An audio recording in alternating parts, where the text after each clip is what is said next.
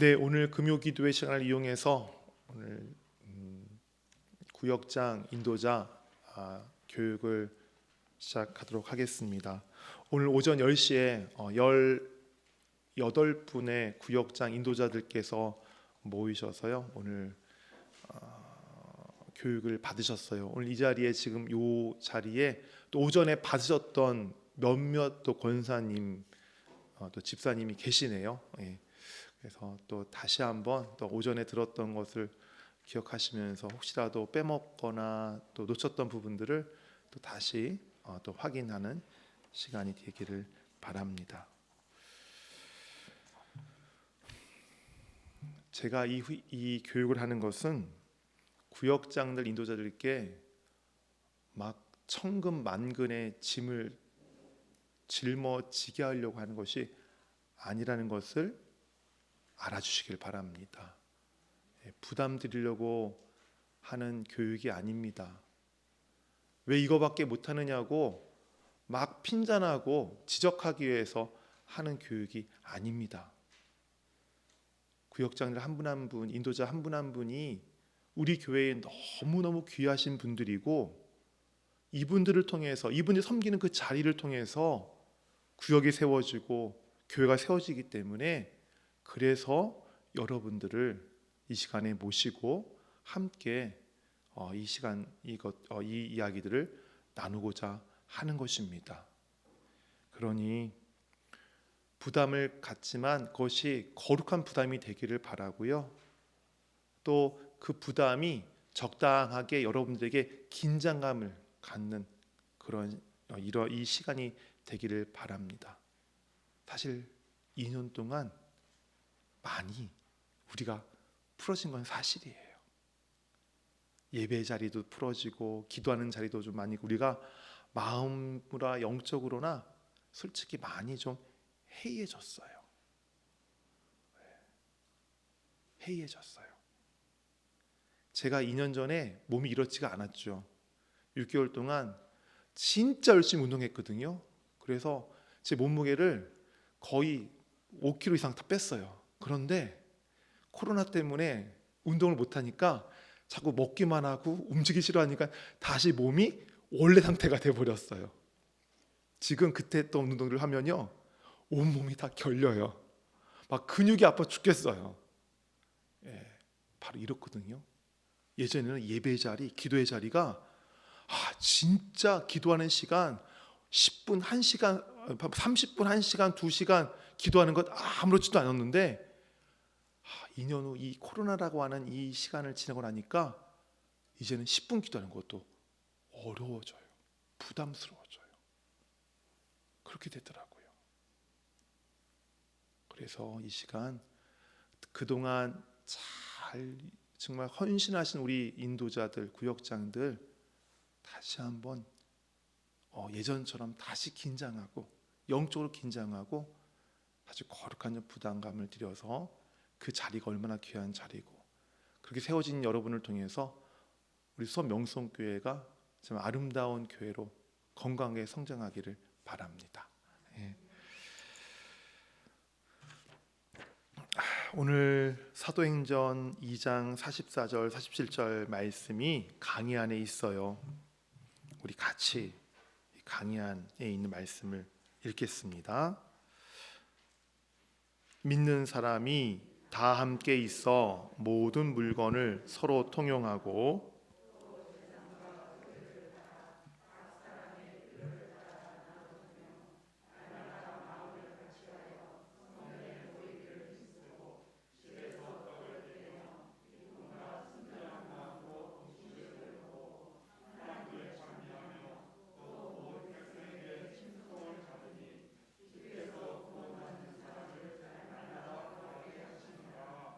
아멘. 이 시간 구역장도 계시고 인도자도 계시지만 또 한편 구역장과 인도자가 아니신 분들도 계세요. 계신가요? 인도자 아니신 분 계세요? 계시죠? 그분들은 이제 앞으로 미래의 구역장 인도자가 되실 분들입니다. 그러니 오늘 이 시간 집중해 들으시고요. 우리 남자 집사님들 그리고 장로님들도 이제 남자 구역이 생겼어요. 그래서 이제 남자 구역장으로서 남성 구역을 맡는 구역장으로서 이제 섬겨 주셔야 되기 때문에 이 시간 좀 집중해서 잘 들어주시기를 바랍니다. 오늘 말씀을 읽었는데요. 우리 이러한 구역의 모습을 한번 상상해 보시겠어요? 비가 오나 눈이 오나 매주마다 모이는 구역. 날이 더워도 날이 추워도 매주마다 모여서 예배드리는 구역. 그 예배드리는 그 자리에서 함께 서로를 위해서 기도하고 또 기도 제목을 놓고 기도하고 교회를 위해서 기도하고 어떤 영적인 과제들이 있는데 그 과제를 놓고 기도하는 그 구역 모임. 그리고 1년에 한 번쯤은 미자립교회를 위해서 또는 선교사들 위해서 그 구역이 힘을 모아서 후원금을 보내거나 선물을 보내는 그런 일들을 하는 구역. 또 무엇보다도 그 구역에 억지로 사람을 끌고 왔는데 억지로 나왔어요. 그 구역에 억지로 나왔어요. 그런데 그 사람이 그 구역에서 함께 예배드리고 함께 교제를 나누는 가운데에 그 사람이 변화되어서 새 사람이 되어지는 그런 구역. 주변에 있는 이웃들을 초청해서 그들을 예수의 복음으로 변화시키고 그런 사람들이 점점 많아져서 연말에는 한 3-4명 시작됐던 구역이 10명이 되어서 그 구역이 분가하는 그런 구역. 한번 그런 구역을 한번 상상해 보세요. 어떠세요? 어떤 느낌이 드세요? 오늘 오전에 이 이야기를 나누었더니 대부분의 오신 구역장과 인도자들께서 이런 말씀하셨어요. 공통적인 말씀. 너무 따뜻한 마음이 들어요. 행복해요. 기뻐요. 그런 구역만 상상해도 너무나 따뜻함이 느껴지고 정말 즐겁고 행복하다는 말씀을 하셨어요. 우리 수원명성교회 여러분이 지금 섬기고 있는 구역의 모습을 한번 생각해 보시겠어요? 지금은 아직 구역이 시작이 되지 않기 때문에 우리가 작년까지 우리 인도자들과 구역장들에게 섬겼던 그 구역의 모습을 한번 생각해 보시기를 바랍니다. 제가 비교하고 막 그 마음에 부담드리라고 그렇게 말씀드리는 게 아니라는 거 아시죠? 아마 작년에 코로나라고 하는 상황 속에서도 너무너무 열심히 잘하셨어요. 작년에도 이런 행복함과 따뜻함이 있는 구역들이 우리 교회 안에 있었어요.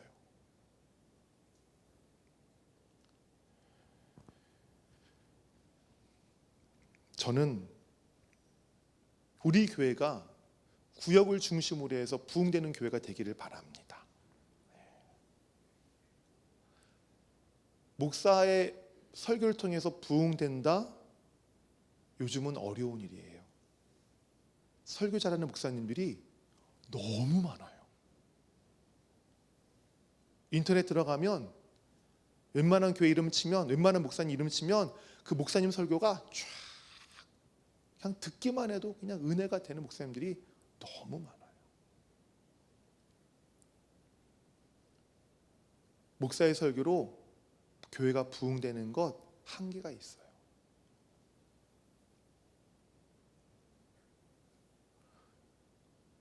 (2년) 동안의 코로나로 인해서 한국 교회가 교세가 많이 쇠락했거든요.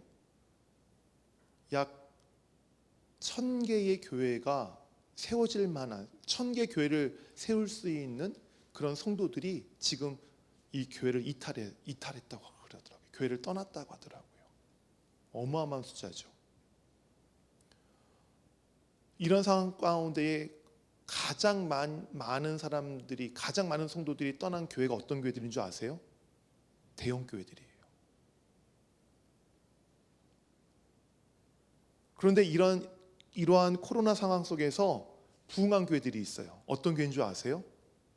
작은 교회들이에요.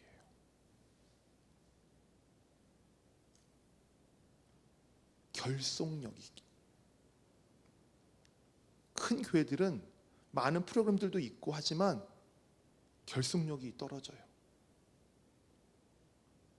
이 부흥한 교회들을 보면, 코로나 기간 동안에 부흥한 교회들을 보면 구역이나 목장이나 다락방이라고 하는 그 소모임이 아주 견고한 교회들, 그 교회들이 부흥했어요.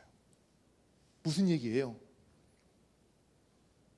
큰 교회에서는 목사님 설교를 통해서 성도들 한 사람 한 사람의 마음을 다 만져줄 수 없어요.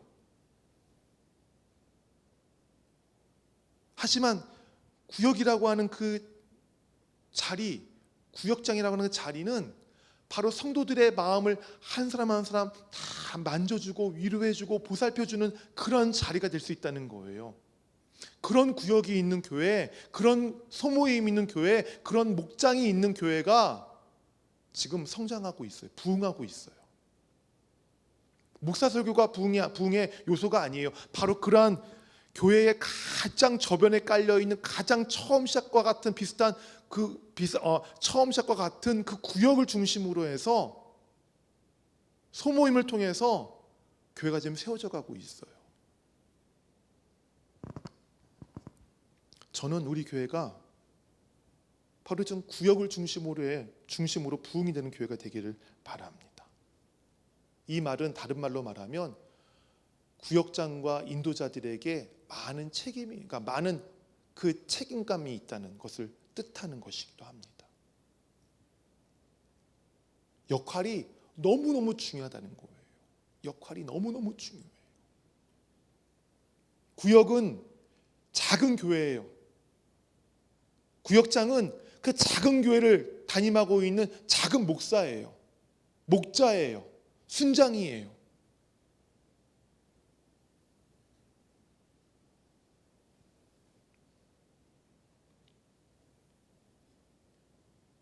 저는 지난 2년 동안 정말 헌신적으로 섬기는 구역장들을 보았어요. 우리 교회에서. 어떤 구역장은 늘 저한테 전화를 해요. 목사님, 우리 구역원이 이런 일이 있는데 기도해 주세요. 아픈데 기도해 주세요. 어려움이 있는데 기도해 주세요. 지금 병원에 입원했어요. 기도해 주세요.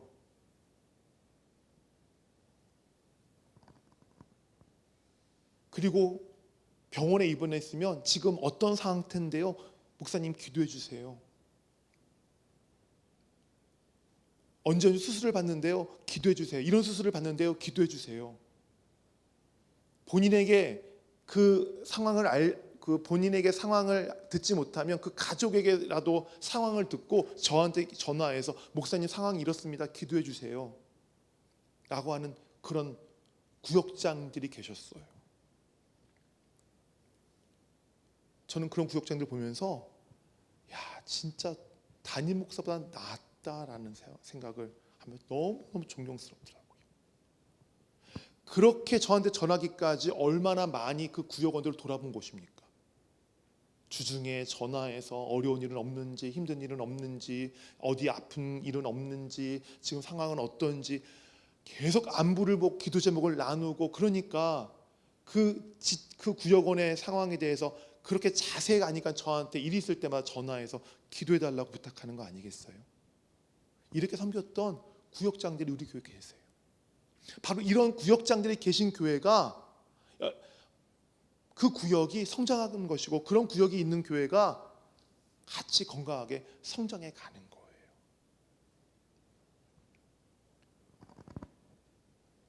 저는 우리 교회에 있는 구역을 신경이고 혈관이고 세포라고 얘기하고 싶습니다. 신경, 혈관, 세포, 한마디로 매우 중요한 자리라고 저는 여러분들에게 감히 말씀을 드리고 싶습니다.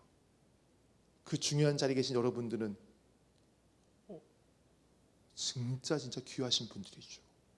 혈관과 같이 중요하고 세포와 같이 중요한 그 자리를 맡고 계신 구역장과 인도자들, 얼마나 귀하신 분들입니까? 여러분들의 그 자리는 교회에서 임명이 세운 자리지만 사람이 세운 자리가 아니라 하나님이 세우시고 하나님 주신 소명의 자리라는 것을 믿으시고 그 일들을 기쁨으로 감당하시기를 바랍니다. 책임감을 가지고 소명을 가지고 그 일들을 감당하셨으면 좋겠어요. 꼭 신학 공부를 해야만 주님의 일을 감당하는 건 아니에요. 꼭 선교지로 나가야만 주님의 일을 감당하는 건 아닙니다. 만인제사장이에요. 하나님께서 여러분에게 그 귀하고 제사장과 같은 그런 직분, 그 직분을 여러분에게 다 일일이 맡기셨어요. 그 맡기셨긴 그 자리를 감당하는 것, 그 자리가 바로 하나님의 일을 하는 거예요. 하나님의 여종으로서, 하나님의 남종으로서 그 일들을 해나가시는 거예요. 사역을 해나가시는 거예요. 저는 오늘 이 자리를 통해서 우리 구역장들에게 맡겨진 자기의 소명이 어떤 소명인지를 재확인하기 바라고요. 그리고 자신이 리드하고 있는 구역에 대한 비전을 품기를 바랍니다. 자, 나눠드린 강의 안에 보면 구역이란 무엇인가라고 하는 질문이 나옵니다. 구역이란 무엇인가? 여러분, 구역장이고 구역의 리더인데 내가 섬기고 있는 구역이 무엇인가에 대해서 좀 알아야 될 필요가 있지 않겠습니까? 자, 구역이란 무엇인가? 일반적으로 구역에 대해 정의하면 이런 정의를 해요. 한 3, 4명, 한 적게는 10명 정도의 사람들이 모여서 하나님께 예배를 드리고 서로를 위하여 기도하고 사랑으로 교제하며 불신자에게 복음을 전하기 위해 모이는 모임이라고 일반적인 구역의 정의예요. 이렇게 얘기합니다. 이것은 일반적인 얘기고요. 좀 더 우리는 구체적으로 구역이라고 하는 모습을 성경에서 찾아볼 필요가 있어요. 그 원형을 성경에 찾아볼 필요가 있어요. 오늘 읽었던 말씀, 사도행전 2장 44절 47절 말씀 우리 다시 한번 같이 읽겠습니다. 시작. 믿는 사람이 다 함께 있어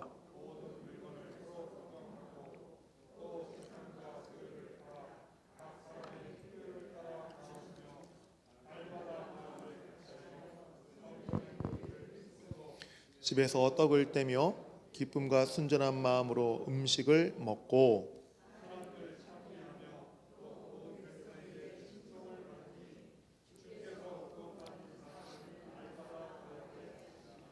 아멘. 사도행전 2장에 있는 이 말씀,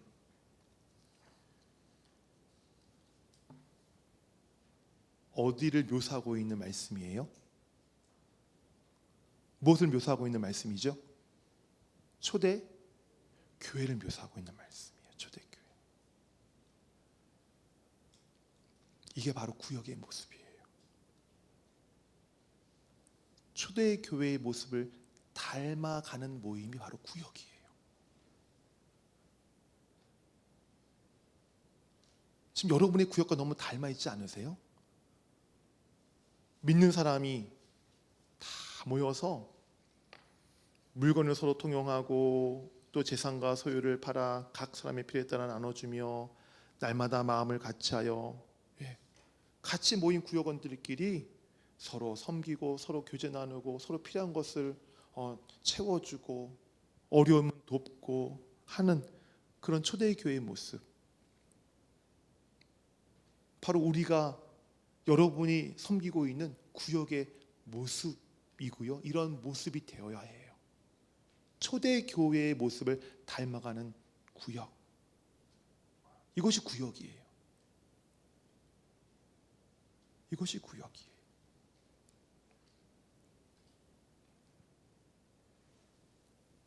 그냥 세상적인 이야기들 나누면서 희희낙낙거리는 그런 사교 클럽이 아니에요. 구역은 경직된 모습으로 예배드리는 곳이 구역이 아니에요.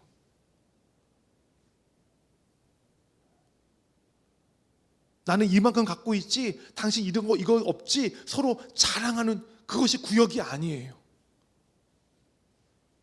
저 사람은 저렇게 잘 사는데 왜 나는 이거밖에 못 살지 비교하는 것이 구역이 아니에요. 구역은 바로 오늘 우리가 읽은 사도행전 2장에 나오는 이 모습을 갖춘 것이 바로 구역이에요. 구역의 모습이에요.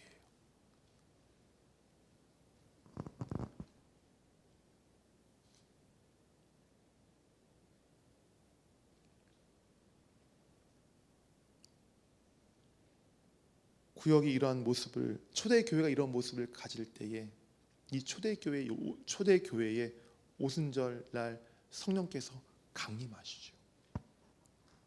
마가의 다락방에 성령께서 강림하시죠. 그걸 통해서 전도라고 하는, 정말 전도라고 하는 이 전도의 길이 열리고 전도할 수 있는 능력을 성령께서 부어주시죠. 말씀을 전할 수 있는 그 능력들을 부어주시죠.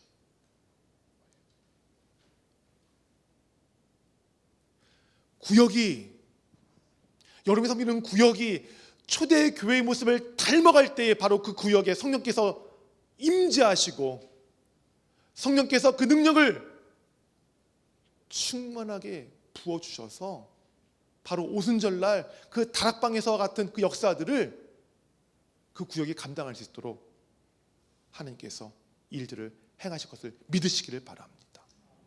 할 수 있어요.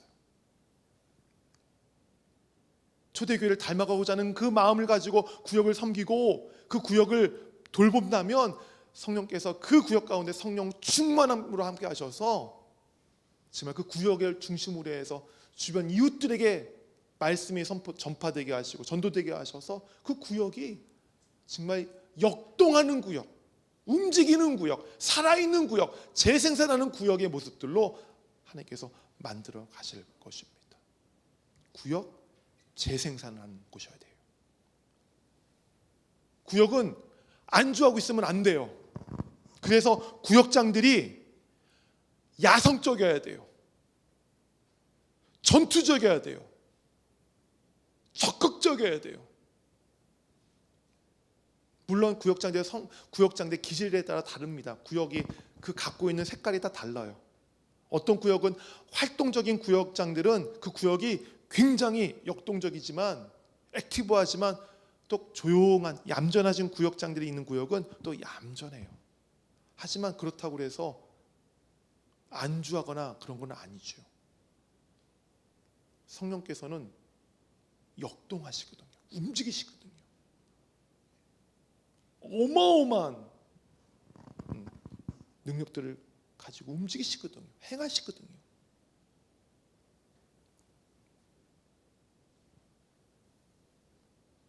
기질적으로 좀 구역장이 좀 얌전하시더라도 그 마음 안에는 뜨거움이 있어야 돼요. 구역에 대한 그 공격적인 믿음, 적극적인 믿음, 열정적인 믿음, 그런 믿음을 갖고 야성적인 믿음을 가지고 구역을 섬겨주셔야 돼요.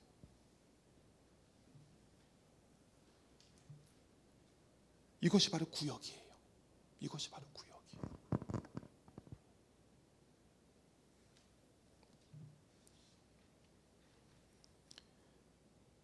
다시 한번 구역이란 무엇인가를 정리하겠습니다. 구역은 믿는 사람이 다 함께 있어 서로 마음을 나누고 예배 드리는 가운데에 또 마음을 나누고 뜻을 같여요.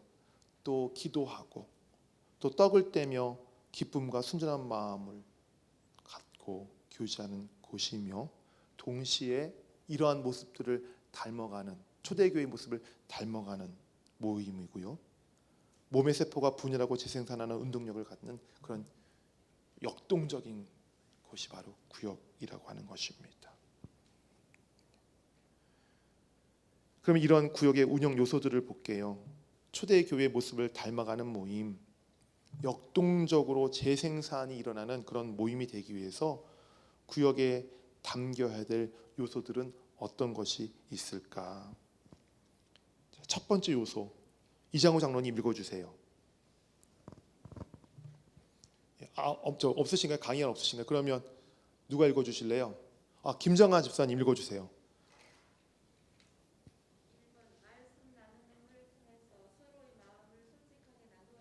네, 말씀 나눔을 통해서 서로의 마음을 솔직하게 나누어야 합니다. 디모데후서 3장 16절, 17절 말씀인데요. 제가 읽어드릴게요. 잘 들어보세요. 아시는 말씀이죠. 모든 성경은 하나님의 감동으로 된 것으로 교훈과 책망과 바르게 함과 의로 교육하기에 유익하니 이는 하나님의 사람으로 온전하게 하며 모든 선한 일을 행할 능력을 갖추게 하려 함이라.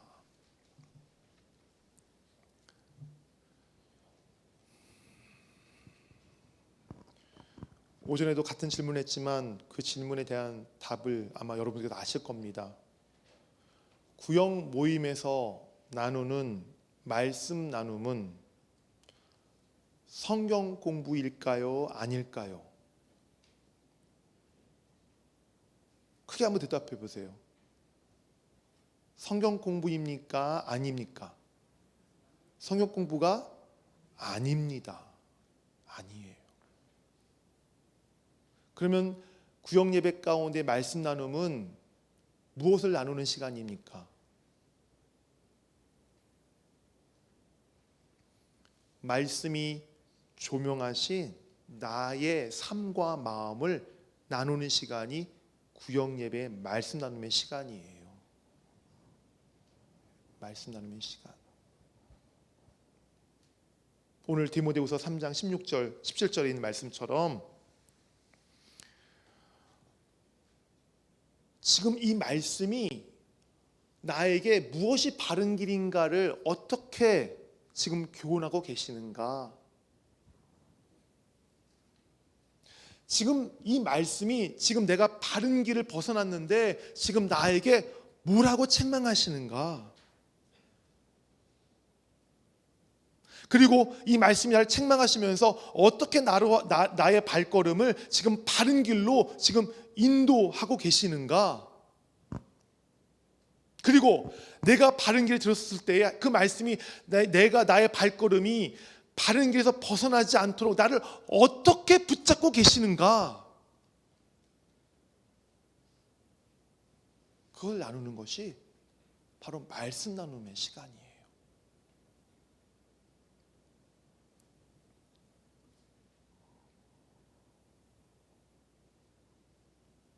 말씀이 조명하시는 성령이 말씀을 통해 조명해 주시는 나의 마음을 내가 먼저 돌아보고 그것을 내가 느끼고 생각하고 묵상하고 그리고 그것을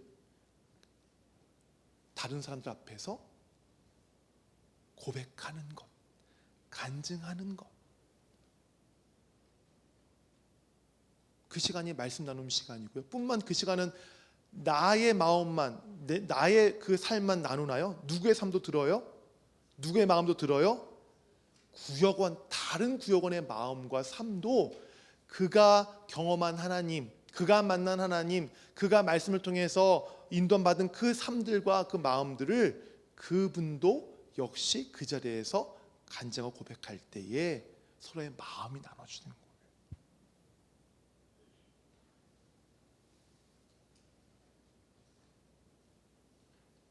오병이어 역사가 일어나는 거예요. 오병이어 역사가.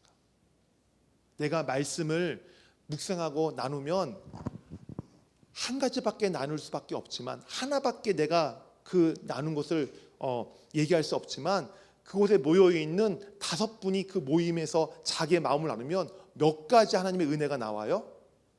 5가지 하나님의 은혜가 각각 경험된 은혜들이 그 앞에 나눠질 때에 나는 내가 경험한 은혜뿐만 아니라 다른 사람들이 경험한 하나님의 은혜까지도 내가 덤으로 얻어서 내가 돌아갈 수 있는 거예요.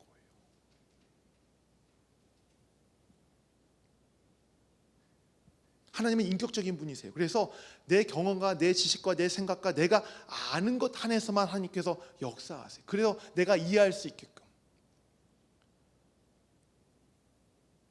또 다른 사람도 마찬가지예요. 근데 내가 아는 것보다 다른 사람이 아는 것이 더 많고 경험이 더 많으면 더 크게 역사하시겠죠. 더 많은 것들을 보여주시겠죠. 그걸 보면서 하나님이 저런 분이시구나. 하나님의 은혜가 저렇게 깊고 오묘하고 정말 놀라운 것이구나 라는 것을 깨닫게 돼요.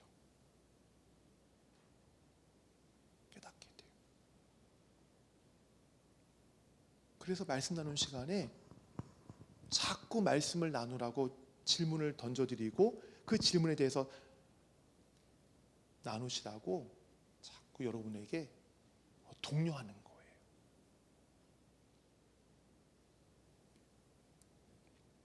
성경 공부는 나중에 교회에서 구약에 대해서 뭐 성경대학이 있습니다, 신학 성경대학이 있습니다, 교리대학이 있습니다. 그때 오셔서 들으시면 되고요. 구역 예배에서의 말씀 나눔은 여러분께서 마음을,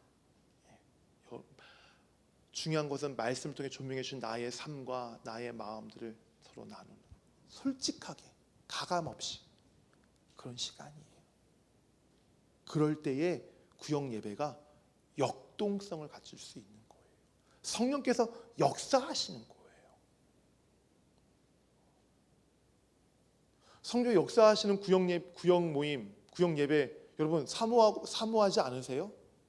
사모하지 않으세요? 그런 모임 여러분 정말 경험하고 싶지 않으세요? 어디 부흥회 가서만 성령께서 임재하시는 그 모임, 거기서만 경험하는 것이 아니라 두셋이 모여있는 곳에도 주님께서 계시기 때문에 그곳에서도 역시 동일한 은혜가, 동일한 능력이, 동일한 임재가 나타날 수 있어요. 그 말씀 앞에 나를 내려놓고 나를 오픈할 때에, 진실 때에 겸허하게, 겸손하게 나의 마음을 고백하고 간증하고 다른 이의 그 고백되는 마음, 그 이야기들을 정말 내가 듣고 정말 기뻐하고 감사할 때에 그런 역사가 두셋이 모여있는 구역 예배를 통해서도 일어날 수 있어요. 자, 두 번째 구역에 운영하는 그 요소들이 있습니다. 두 번째 뭡니까? 두 번째 제가 읽어드릴게요. 서로의 기도 제목과 공동의 기도 제목을 놓고 합심 기도를 해야 합니다. 구역에 뭐가 있어야 된다고요? 기도. 예. 합심 기도. 마태복음 18장 19절 말씀. 진실로 다시 너희에게 이르노니 너희 중에 두 사람이 땅에서 합심하여 무엇이든지 구하면 하늘에 계신 내 아버지께서 그들을 위하여 이루게 하시리라. 아멘.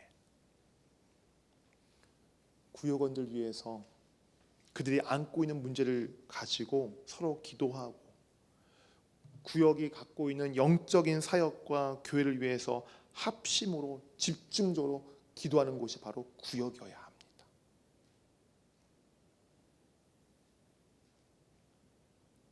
오늘 오전에 모임 교육할 때 했지만 오전 모임에 찬송 부르고요.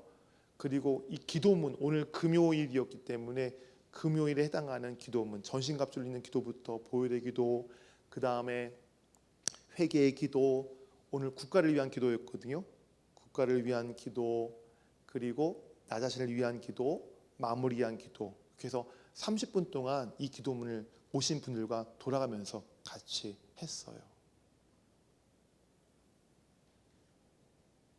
기도문 활용하세요. 기도문 활용하세요. 여러분들께서 기도 구역 예배 드릴 때 사도신경 또 이렇게 예배 순서들이 있잖아요. 찬송한 다음에 말씀 나눔하기 전에 이 기도문 가지고 먼저 공동의 기도 제목들을 돌아가면서 읽어주시거나 아니면은 그 중에 또 몇 가지를 택해서 읽어주시거나 그렇게 하시면 좋겠어요. 가능하면 그날의 기도 제목이 있는 그 처음부터 전신갑주를 읽는 기도부터 마무리 기도까지 같이 돌아가면서 읽으시면 좋겠어요. 읽을 때 그냥 책 읽듯이 읽는 것이 아니라 그 기도문 하나하나에 나의 마음을 담아서 마치 여러분이 노래방 가서 노래 부를 때에 그 가사 여러분을 마음을 담아 부르는 것처럼 기도문에 것처럼 마음을 담아서. 근데 그거 아세요? 제가 지난 리트릿 때 교육자 리트릿 때 기도문을 가지고 가서 같이 기도문을 나눴거든요. 오늘도 나눴는데 정말 신기한 게 딱 내 상황과 맞는 기도를 할 때가 있어. 이 기도문 안에. 이거 내가 지금 필요한 기도인데. 근데 성령께서 그 기도를 내 입술을 통해서 내가 하게끔 하시거나 다른 이에게 그 기도문을 읽게 하심으로써 내가 그 기도를 내가 함께 드리게끔 하시는 그 신기한 것을 발견했어.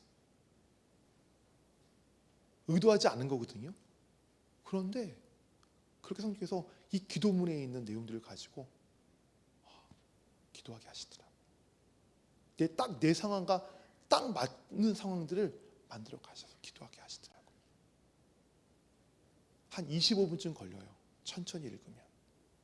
그러면 기도문 가지고 그래도 같이 천천히 돌아가면서 기도문을 하시고요. 만약에 너무 글씨가 작아서 눈에 보이지 않거나 또는 이 글씨를 또 읽기가 불편하신 분들 계세요. 그러면 우리 노홍수 목사님이 멋있는 목소리로 녹음을 해놨습니다.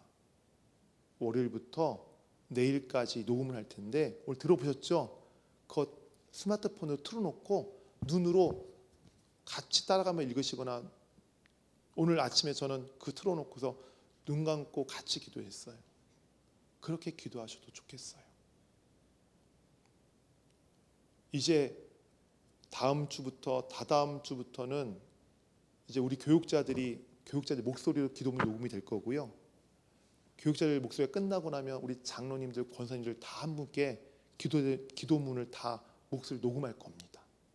그리고 가정을 택해서 그 가정이 다 아빠, 엄마, 어린아이들까지 다 그 기도문을 가지고 녹음해가지고 또 기도문을 올릴 거예요. 그래서 1년 내내 우리 모든 성도들이 다 한 번쯤은 이 기도문을 가지고 다 기도할 수 있도록 그렇게 해보려고 합니다. 기도문 활용하세요. 지난주 주일에 말씀드렸죠. 이 기도문은 여러분의 기도에 불을 붙이는 부싯돌이에요. 부싯돌. 뭐라고 그랬죠? 지난주에? 부싯돌 말고 또 멋있는 말이 있었는데 불쏘시개. 불쏘시개. 부싯돌 더 멋있네요. 그런데 불쏘시개 같은 거예요. 그런 거예요. 그래서 여러분의 기도의 불을 땡기는 불쏘시개로 이 기도문을 활용하시기를 바라요. 그래서 구역에는 공동의 기도가 있어야 돼요. 세 번째, 같이 읽겠습니다.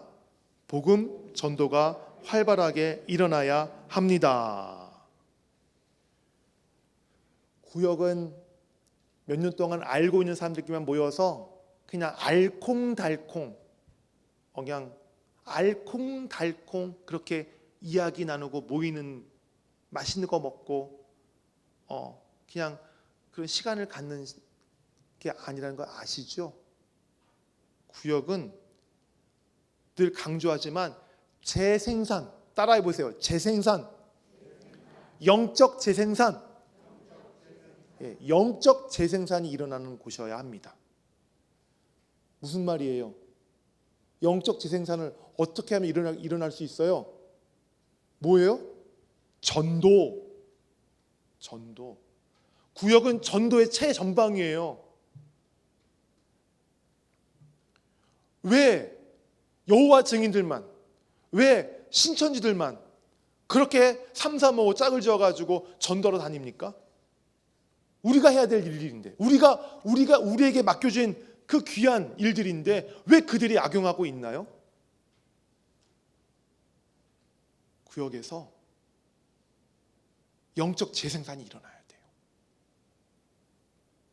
말씀을 서로 나누고 기도하고, 그리고 주변에 있는 이웃들을 돌아보면서 저 이웃에게 어려운 일이 있고 마음이 아프면 그런 얘기를 들으실 거 아니에요. 나랑 같이 같이 교제를 나누는 이웃이니까 그러면 그 이웃을 위해서, 그 사람을 위해서 같이 기도하고, 시간을 놓고 태신자를 놓고 기도하고 나서 이제 가서 그에게 복음을 제시하고, 그 사람을 구역으로 초대해서 구역 예배에 초청해서 같이 예배를 드리고, 불신자들은 예배 드리는 걸 되게 좀 부담스러워하니까 그때는 지혜를 발휘해서 그가 정말 자연스럽게 이 구역이라고 하는 우리 교회의 이 문화 가운데 이런 경계심 없이 이렇게 잘 젖어들 수 있도록 방법들이 있을 거 아니에요. 좋은 방법들이 얼마든지 있어요.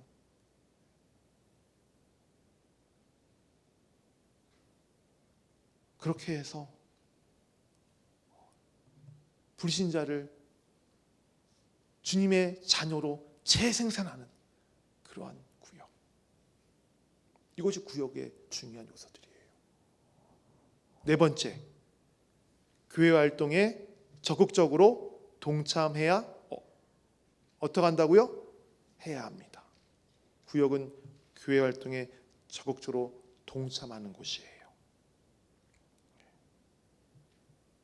구역은 그리스도의 몸을 이루고 있는 한 파트거든요. 몸을 이루고 있기 때문에 그리스도의 몸을 위해서 적극적으로 활동해야 돼요. 교회와 별개가 아니에요.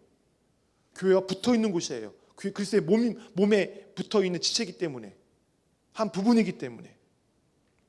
그래서 봉사, 헌신, 섬김, 교제 이런 것을 구역에서 같이 그런 기회가 있으면 동참하셔야 하는 것입니다.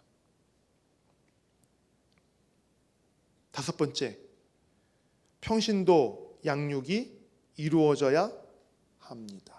평신도 양육. 우리 교회에 양육과 훈련이라고 하는 프로그램이 두 가지 축이 있는데, 하나는 양육이라고 하는 프로그램에는 여기에는 새가족 교육과 1:1 제자 양육과 그리고 그 밖에 마더와이즈나 파더와이즈나 액티브 패런팅이라든가 여러 가지 그런 그 성도들의 신앙을 돕는, 옆에서 자꾸 신앙을 좀 돕고 성장하도록 돕는 그러한 프로그램이 있고요. 또 훈련이 있어요. 지금 하고 있는 제자 훈련. 이 두 가지 훈련이 지금 우리 교회에서 하고 있는 이 두 가지 축이에요. 근데 이것을 백날 새가족 교육하고 1:1 제자 양육하고도 소용이 없어요.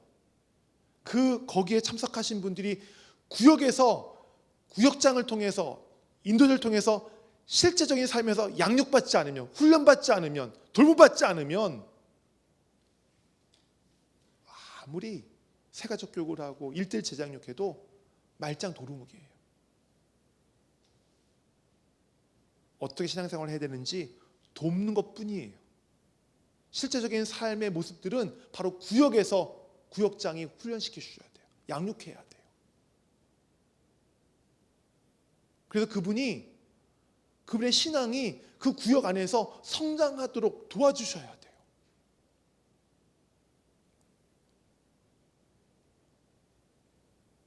사람을 양육하는 건 쉬운 일 아니죠. 어려운 일입니다. 정말 눈물도 많이 흘려야 되고요. 정말 참기도 많이 참아야 되고요. 그 일들을 구역에 있는 구역장들, 구역 리더들이 감당해 주셔야 돼요. 감당해 주셔야 돼요. 한마디로 구역 리더들은 사람을 키우는 그런 귀하신 분들이에요. 그냥 때 되면은 그냥 모여서 그냥 요약된 설교문 읽고 그 역할 그것만 하는 분들이 구역장 인도자가 아니에요. 사람을 세우는 분들이 바로 구역장들이에요. 구역장 인도자들이에요.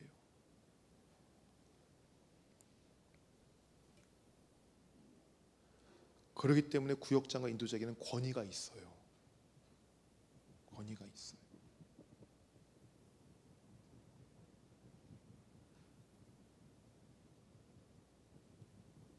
어느 구역은 구역장 모시고 여행을 가면 어디로 갈까요? 뭘 먹을까요? 꼭 구역장한테 물어보는 구역이 있거든요. 그러니까 그만큼 구역장의 권위 아래 그들이 이렇게 인정하고 구역장을 믿는 거예요. 신뢰하는 거예요. 그래서 구역장의 이야기를 듣고 싶어하고, 여러분 구역에서 구역원들이 어려울 때 구역장 찾아와서 이런 어려운 일이 있습니다, 어떻게 하면 좋을까요? 요청하시는 분들이 있잖아요. 바로 구역장을 믿기 때문에 그래요. 신뢰하기 때문에 그래요.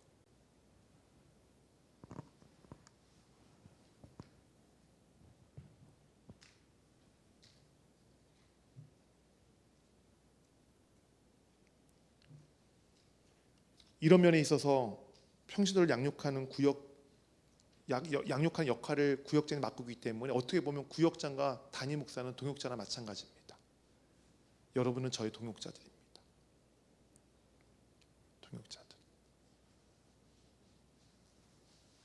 사랑의 교회에서 하는 제자 훈련이 있거든요.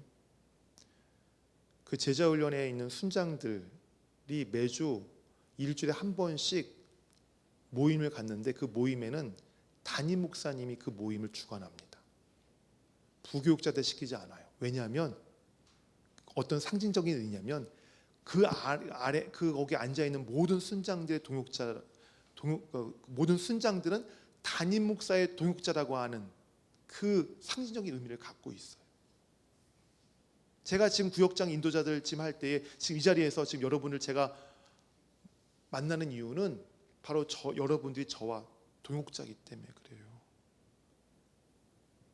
죄송합니다만 지금 여기 강현모 전사님 계시고 노홍수 목사님 계시고 다른 사역자들 계시지만 저분들은 다 떠날 분들이에요. 우리 교회보다 더 좋은 교회 나타나면 다 떠나실 분들이에요. 마음 주지 마세요. 우리 교회보다 더 사례비 더 많이 주면 여기를 그냥 뒤도 안 돌아보고 가실 분들이에요. 그러니까 마음 주지 마세요. 네. 이름도 부르지 마세요. 농담이고요. 저분들도 귀하신 분들이지만, 저분도 저의 동역자지만, 여러분들은 더 끈끈하게 저와 우리 교육자들보다 더 친밀하고 더 강한 그 관계로 묶여있는 저희 동역자들이에요.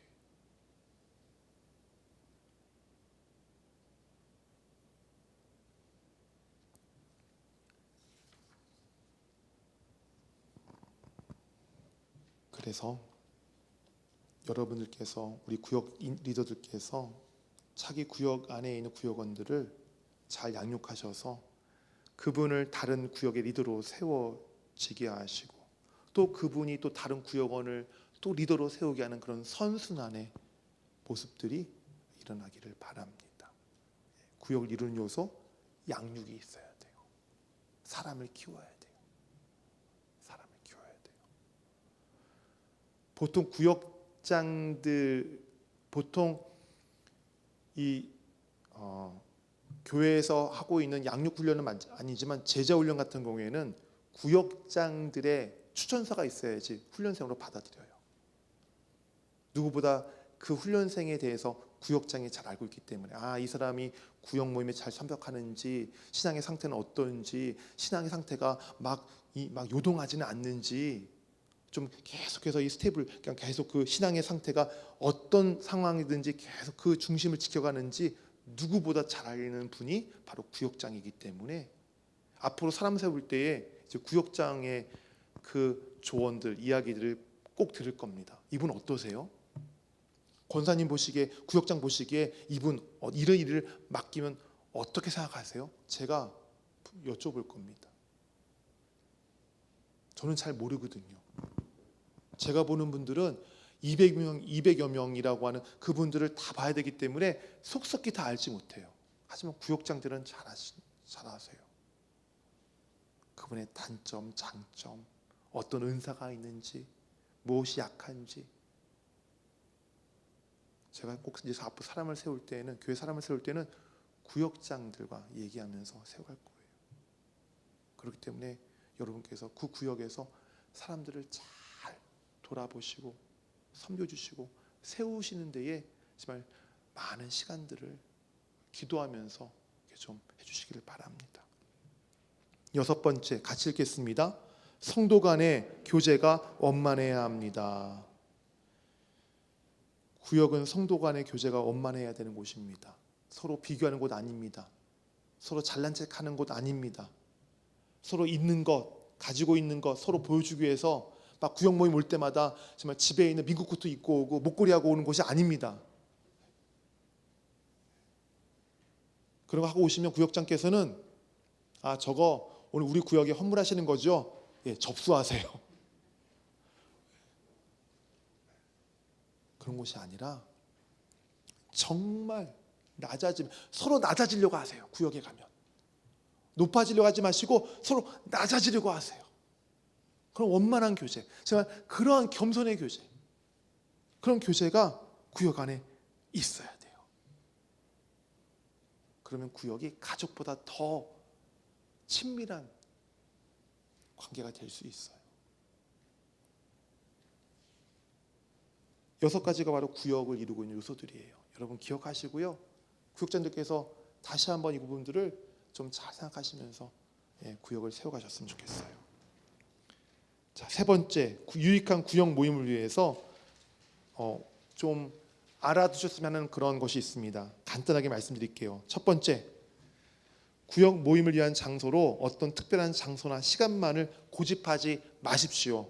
구역장 여러분, 좀 생각 오픈 더 마인드, 마음을 좀 여세요.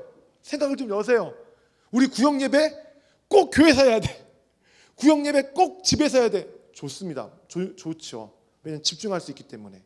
기도도 하고 찬양도 하고 집중해서 상대방의 이야기를 들을 수 있기 때문에 좋지만 가끔씩은 밖에서 모이세요.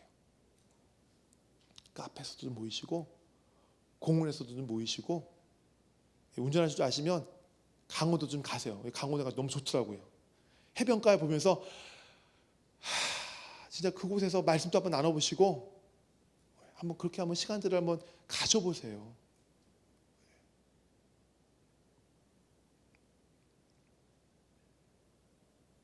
구역 모임에 집중해서 말씀을 나눌 수 있는 곳이면 돼요. 서로 이야기를 잘 들을 수 있는 곳이면 돼요. 저는 가끔씩 설교 준비를 카페 가서 해요.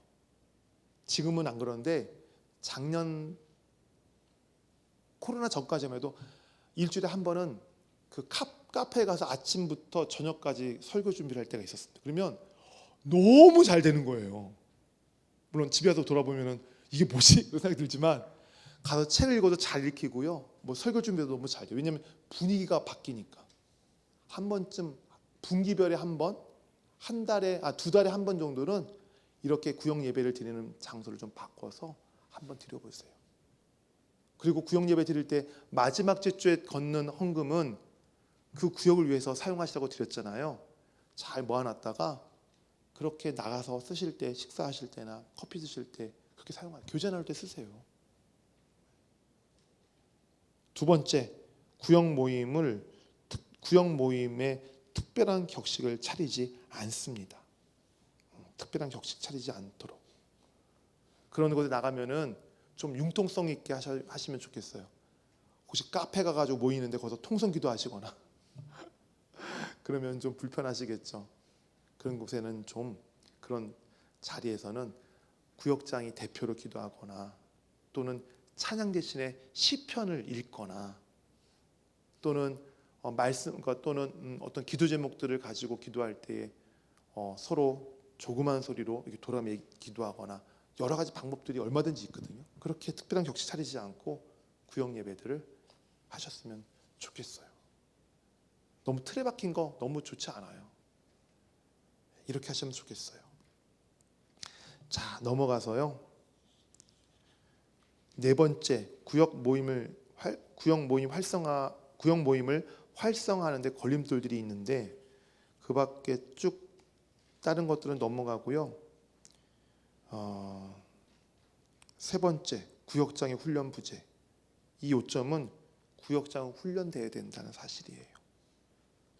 그래서 훈련 받으실 수 있는 기회가 될 때마다 참석하셔서 훈련을 꼭 받으시길 바랍니다. 분명히 성장하고요. 훈련의 효과가 있습니다. 4번째, 지나치게 친교 중심인 구역 모임이 되지 않도록 주의하십시오. 제가 카페 가서 뭐 공원에 가서 구역 예배 드린다고 그냥 어디 가서 그냥 계속 모임만 막 그냥 그러면 그 구역 모임은 사교 모임으로 전락하고 맙니다. 사교 모임. 그냥 클럽이에요. 클럽 되는 거 말아요. 되는 거예요. 그런 모임 되지 않도록 구역장께서 중심을 잘 지켜서 좌로나 우로나 치우치지 않도록 그렇게 균형을 잡아주시기를 바랍니다.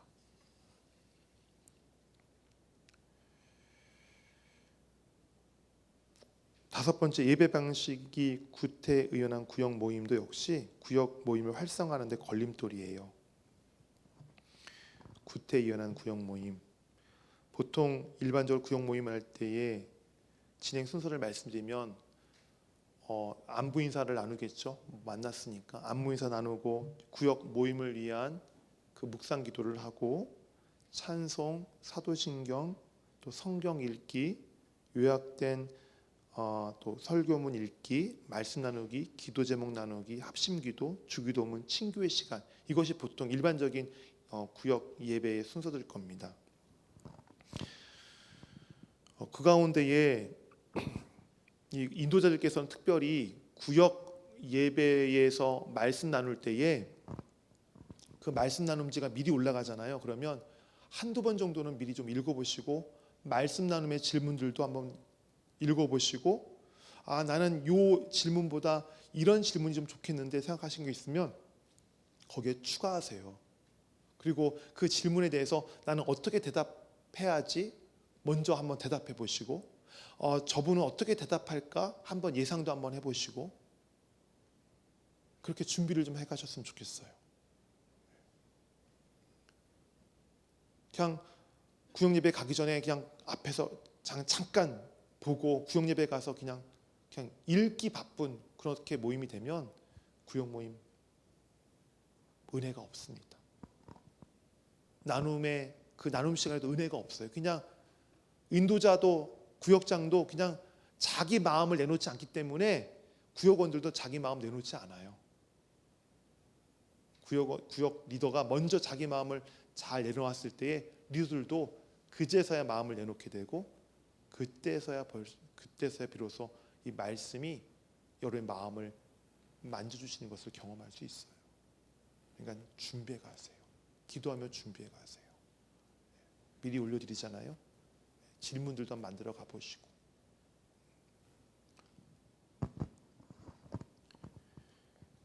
여기까지가 구역 모임을 활성화하는 데 걸림돌 되는 그런 요소들이었습니다. 이것들을 주의하세요. 주의하시길 바랍니다.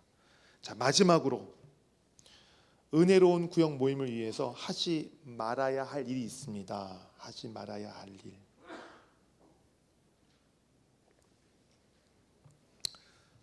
저는 9가지로 정리했는데 오늘 이 은혜로운 구역 모임을 위해서 하지 말아야 할 일에 대해서 오늘 오전에 오신 18분에게 부탁드렸더니 18개가 나오더라고요. 하지 말아야 될 일들. 그 가운데에 가진 채 하지 말자. 뭐 갖고 있고 뭐 그런 거 막 자랑하는 모임 되지 않. 그것이 구역 예배의 은혜롭지 못합니다. 또 상대방의 잘못을 좀 덮어주고 포용하는 그런 모임이 구역 모임에서 있었으면 좋겠다. 그러니까 상대방의 잘못을 막 들추고 실수를 지적하고 막 정죄한다는 그런 모습들이 구역 예배에 있어서는 안 되겠죠. 정죄하는 시간 아니에요. 지적질하는 시간 아니에요. 위로하는 시간이에요. 나도 죄인입니다. 나도 잘난 것 없습니다. 같이 고백하고 서로 나누는 시간. 그런 시간이 바로 구역 예배에 나누는 것들이고, 은혜로운 구역 예배를 위해서 하지 말아야 될 일, 돈 거래 같은 거 하지 마세요. 다단계 이자놀이 같은 거 하지 마세요. 다툼,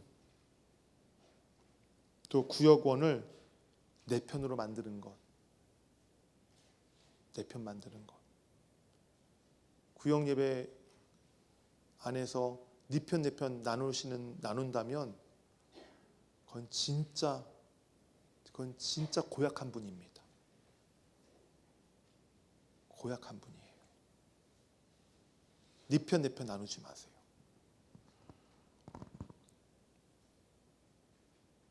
그렇지만 중요한 것은 구역장의 권위 아래에 둘 수는 있어요. 하지만 그것이 구역장 편으로 만든 건 아니에요. 말씀 나눔에 나누었던 상대방의 이야기들이 있죠. 기도 제목 같은 거. 다른 구역, 다른 그 구역에 없었던 다른 이들에게 돌리지 마십시오. 아무리 사소한 이야기를 할지라도. 그 모임에서 들은 것, 그 모임에서 기도하고 잊어버리세요. 기도 제목은 기억하고 있어야 되겠지만 그 모임에서 어떤 실수를 했다고 하는 그런 고백들이 있을 거 아니에요? 그러면 그 모임에서 잊어버리고 그냥 잊어버리세요. 잊어버리세요. 대신에 구역장이 판단하기에 지금 저 구역원이 나눈 이야기, 저 기도 제목은 담임 목사가 반드시 알아야 될 것이다 그러면 저한테 꼭 말씀을 해 주셔야 합니다. 해 주셔야 합니다. 말씀하시기 전에 먼저 그 당사자한테 이야기하세요. 이 부분은 담임 목사님께 꼭 말씀을 드려야 될 것 같습니다. 먼저 구하시고 양해를 구하고 저한테 말씀을 해주시길 바랍니다. 그리고 구역 예배에서 험담하지 마십시오. 다른 사람 험담하지 마십시오. 비교하지 마십시오. 그리고 구역 예배에서 직분명을 불러주시기를 바랍니다. 개인적으로 있을 때는 이름을 부를 수 있겠지만 구역 예배는 공적인 자리니까 직분명을 불러주시길 바래요. 직분이 없으신 분들은 형제, 자매 또는 교우라고 하는 좋은 명칭이 있거든요. 그렇게 해서 서로의 예절을 지켜주시길 바랍니다. 여기서 야 너 그러면 그때부터 이 바운더리가 깨지면 이제 그때부터는 이제 그 말이 막 나가는 거예요. 예. 생각도 막 하게 돼요. 그러니까 제가 직분자명을 지켜다니는 이유는 그 예절, 질서를 가운데에 일단 직분자명을 불러주면 바운더리가 생겨요. 그래서 내가 해야 될 말 절제할 수 있어요. 여러분 입술에 파수꾼을 세우기 위한 방법이에요. 다른 담임 목사에게 알리지 않고 다른 교회 집회나 성경 공부에 참석하는 것. 오해하지 마세요.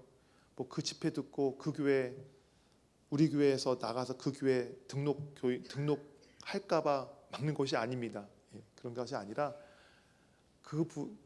내 교회 담임 목사이기 때문에 지금 주께서 제게 맡겨주신 이 목양하는 교우들이 어떻게 지금 신앙생활을 하고 있는지 저는 알고 있어야 돼요.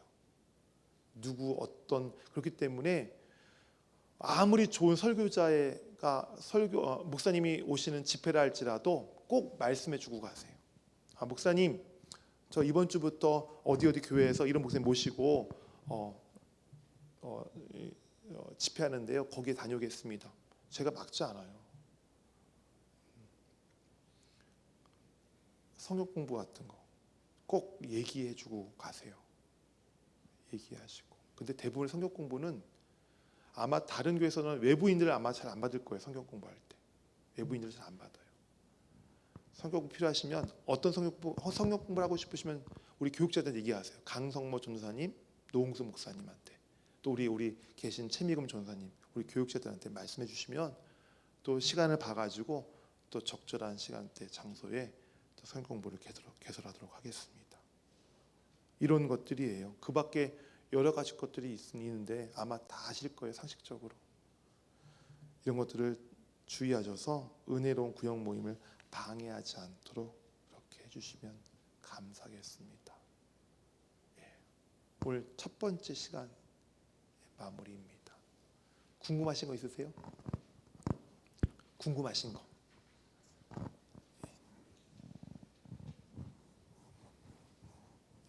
없으세요? 오늘 딱 지금 1시간에 맞추려고 지금 막 급하게 왔어요. 오늘 오전 한 반은 1시간 반 했어요. 1시간 반. 지금 중간에 뛰어넘고 막 그랬는데 그래도 아마 제 마음이 오늘 여기 오신 구역장 인도자들께 잘 전달되었을 것이라 믿습니다. 그렇죠? 예. 제가 막 푸시하는 게 아니에요. 막 강요하는 것이 아니라 여러분 구역장 더 건강한 구역장 되시라고. 더 건강한 구역장 되셔서 사람을 키우는 그 기쁨 맛보시라고. 그 자리가 얼마나 귀중한 자리인지를 기억하시고 그 자리에서 누리는 그 영광, 그 복들을 누리시라고 제가 오늘 말씀을 드렸습니다. 우리 같이 기도하겠습니다.